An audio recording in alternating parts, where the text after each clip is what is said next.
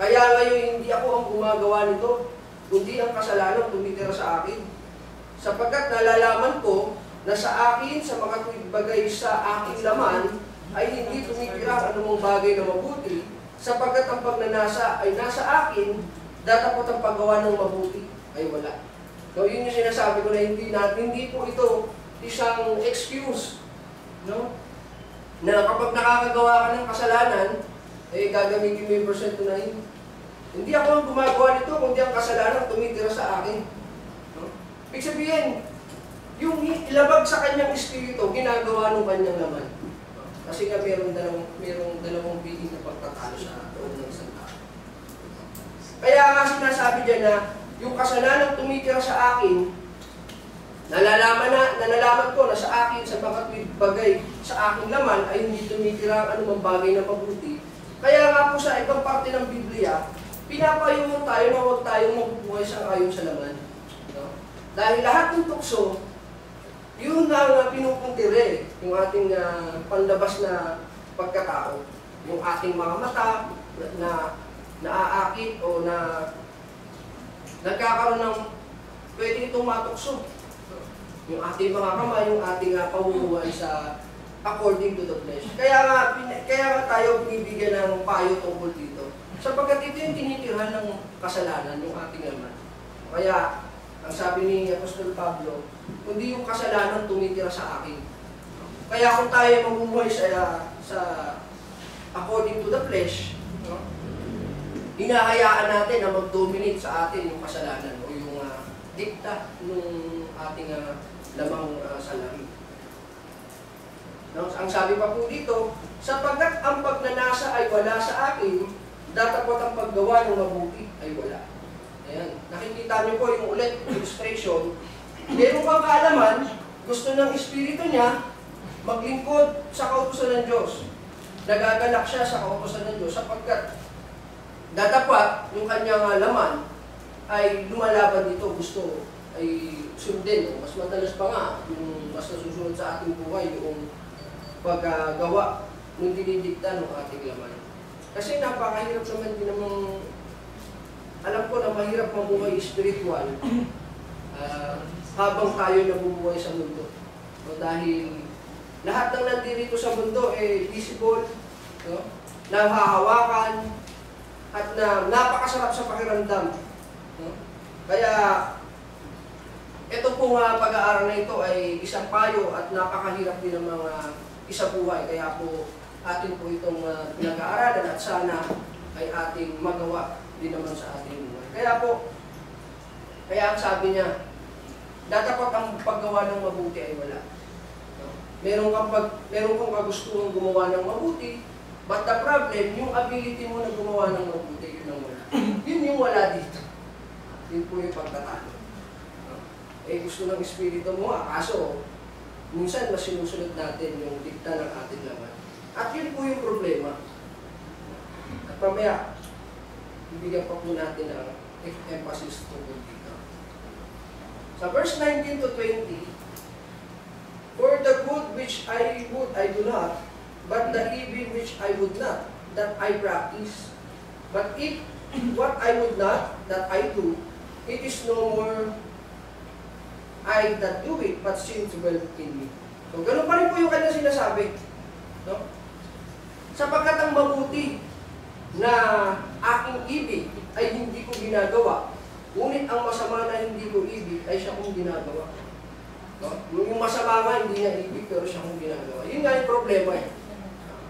Datapat kung ang hindi ko ibig, ang siya kong ginagawa, ay hindi na ako ang gumagawa nito, kundi ang kasalanan tumitira sa akin. So, yan ulit. Yun yung ating paliwanag kanina dyan.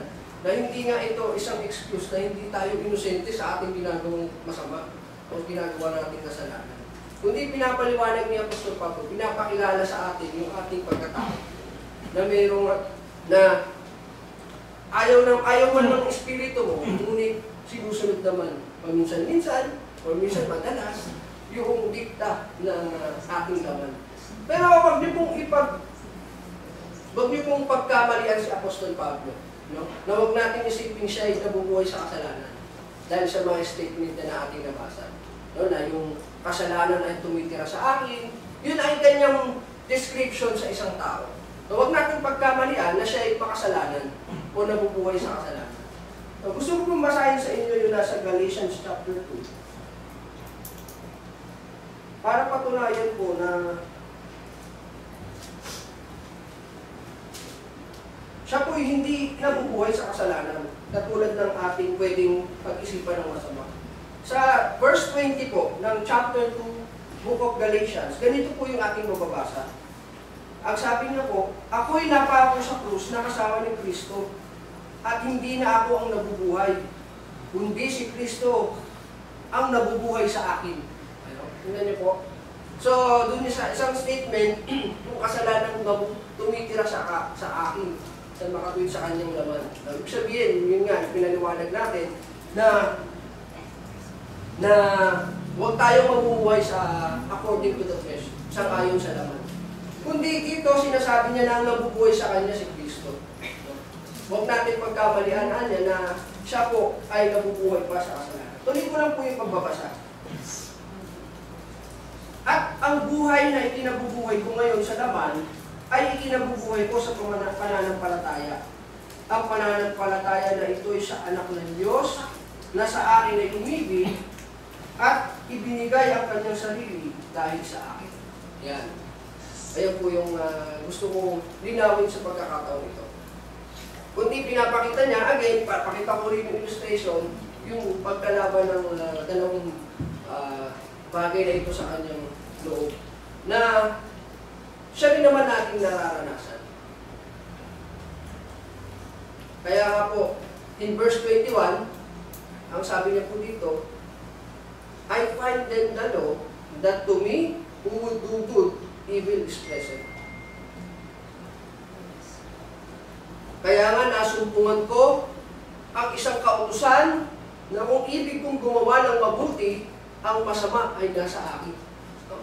Yun po yung espiritu niya na gusto yung kautusan ng Diyos na may kagustuhan kang gumawa ng mabuti. Diba? Tatapat ang paggawa ay wala. Pero ang sabi niya, kung merong kautusan, no, kung napapansin niya na ang masama ay nasa akin, ang sabi niya. So, bukod dun sa kautusan ng Diyos na gustong gawin ng kanyang espiritu, meron pa palang isang kautusan. Kaya niya nasabi na ang masama ay nasa akin. Ano kaya yung isang kautusan na kanyang nasumpungan? Yun yung katanungan ko dito. Na masasagot din naman sa susunod na verse. No? Sa verse 22 to 23, ito po yung nasumpungan niyang kautusan na kaya niya nasabi ang masama ay nasa akin. Verse 22, for I delight in the law of God after the inward man. But I see a different law in my members, warring against the law of my mind, and bring me into captivity under the law of sin, which is in my members. Sapagkat ako'y nagagalak sa kautusan ng Diyos ayon sa pagkataong loob. Yan po yung ating pinakitang illustration. No?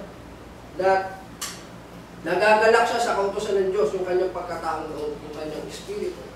In verse 23, datapwat nakikita ko ang ibang kautusan sa aking mga sangkap na nakikipagbaka laban sa kautusan ng aking pag-iisip at dinadala akong bihag sa ilalim ng kautusan ng kasalanan na nasa aking mga sangkap. So ito yung kanyang nasumpungang ibang kautusan na nakikipagbaka sa kautusan ng kanyang pag-iisip.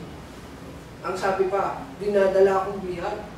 Ito pala yung isang kautusan na bumibiyag pa sa tao.